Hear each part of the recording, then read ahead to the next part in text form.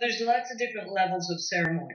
Just setting the intent, like today in my yoga practice, want to connect to feeling my breath.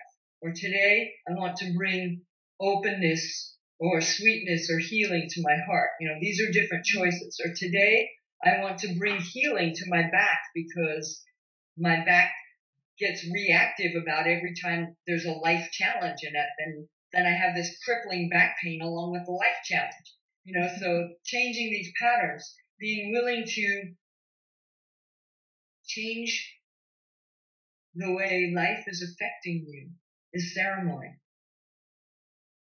Going in a respectful and wondering way, where you open your mind to what's actually true inside, is ceremony. Like especially for our yoga teachers, they have many ideas of how they're supposed to behave that are somewhat crippling. Like a yoga teacher is not supposed to have anything wrong. Whoa, is that a mistake? Once you're a yoga teacher, you can't get sick, you can't have a headache, you can't have a relationship mistake. And it's like, oh, yes, we do. Yes, we do. We have headaches, we make mistakes, we do stupid things just like anybody else. We do things that we still need to educate ourselves about and get wise. So if we can take whatever's going on, whether it's a headache or a backache, and just use it as grist for the mill for our own wisdom. So let me go into this backache and learn what I can so I get wiser about how to remove the pain from my body. That is amazing. That's an amazing skill. It's like when I get injured or I get a headache or I get whatever it is, along with just the suffering that comes with that, there is a very bright part of me that knows I can deal with this.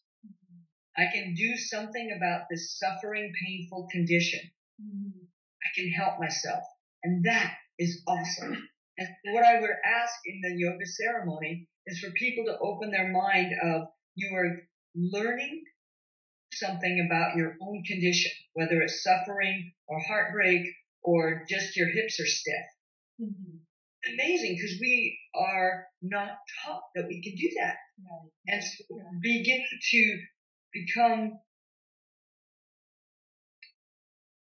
the weaver of your own life. This is ceremony. So whether you have some really difficult elements in your life, people who've been drinking and are like haunted by the alcohol demons or drugs or, abuse or all of that stuff. It's like, and now as an adult, you can begin to unravel that pattern and reweave your life in beauty.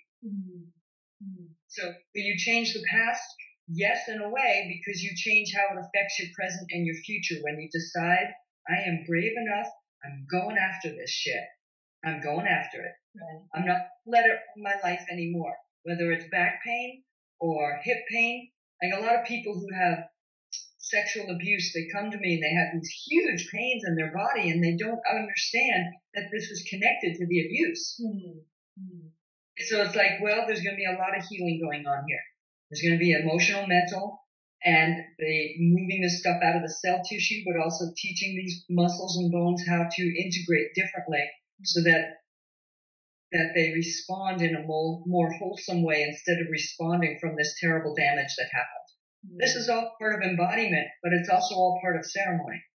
And in going through these journeys, it's like the archetypal hero's quest. You go into your own damage and you meet scary dragons, you meet evil, you meet all these things. You're going on quest.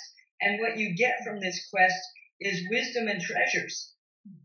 You get treasures for your own healing. You get wisdom. That is why do this. So it's like, it's not like you're going out on the road, crossing across the country. So sometimes that's part of the quest too. You're going inside into this vast, uncharted wilderness and you are questing for a solution to the problem. And in the process, you learn many, many things. I mean, it's just like, the hero's quest, the young man or the young woman has to go on quest to save the family or the kingdom or the whatever it is, right? Right. And they get caught, they get beaten, they get tortured, they get raped, they get all these things, and yet somehow they still come through and they become someone wiser. They become spiritually richer. They know themselves. This is what happens on the mat. When you choose to go into yoga ceremony, you go on quest. And it's fantastic. Even if you're going on a back injury quest or healing your broken heart quest or attempting to connect to who am I after I've been ravaged by my past. Who am I after this person I love died? It's like whatever the life issues are, back injury, broken heart, disconnected, drug abuse, you can solve so much on the mat and go on quest and become the person that you most want to be. So if someone decides like, oh, I want to be Angelina Jolie, it's like, no, you don't get to do that. But what it is that you admire about that particular valiant woman, find the seeds of that inside of you. Find the seeds inside of you that need to be cultivated and sprouted and tended to become that person that you admire, proud of. This is also part of yoga ceremony. People think of ceremony and it goes out into what I call la la land, this disconnected place. Ceremony is down and dirty and gritty. Not out in la la land. Yeah, you do prayers. You do. But it's about your health or about your spiritual connection or about your healing or about praying for someone else, their health, their healing. It's like, it's very true. And in the process of ceremony, whether it's in a Inipi lodge, or commonly known as a sweat lodge, or in a sundance or a pipe ceremony, or sweating it out on the mat, you have to clear away the nonsense, the delusions, everything you think you're supposed to do to find out what is actually happening. What's the truth? It's really cool because we also have put truth out in la la land. It's like, it's not out there. It's what are you doing right now? Are you lying right now? Are you denying what you're feeling in your body because that's all you know how to do? What's the truth of what's happening? And then let's start learning how to use these new tools. And so one of the beauties of ceremony is bringing in this quality of give yourself the space to learn something new, which means you're going to be in mistake a whole lot of times, and that's called learning. It's okay. Not only is it okay, it's absolutely necessary. It's like picking up any kind of a tool.